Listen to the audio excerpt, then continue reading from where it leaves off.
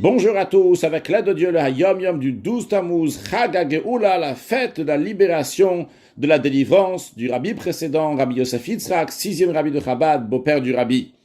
À cette occasion-là, on ne dit pas Tachano, ni le premier jour de fête, ni le deuxième jour de fête, c'est-à-dire ni le 12 Tammuz, ni le 13 Tammuz. Et le rabbi nous dit qu'il faut étudier le Chumash du jour, le Télim du jour, le Tanya du jour.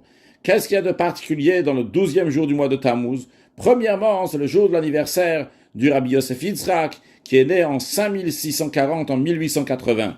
Ça, c'est une chose qui s'est passée ce jour-là. Le même jour, 12e jour du mois de Tammuz, le jour de son anniversaire, le rabbi précédent, qui avait été emprisonné le 15 Sivan, comme on verra dans le Hayom Yom de demain, et après, il a été libéré le 3 Tammuz pour aller en exil pendant 3 ans dans une ville qui s'appelle Castrama, donc qui était loin d'un endroit où il y a des Juifs, etc.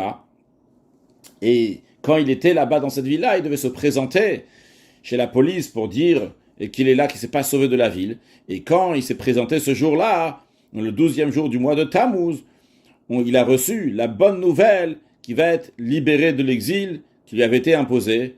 Après son emprisonnement, pour avoir renforcé la Torah et le judaïsme, il a été emprisonné parce qu'il renforçait la Torah et les mitzvot, c'était en 1927.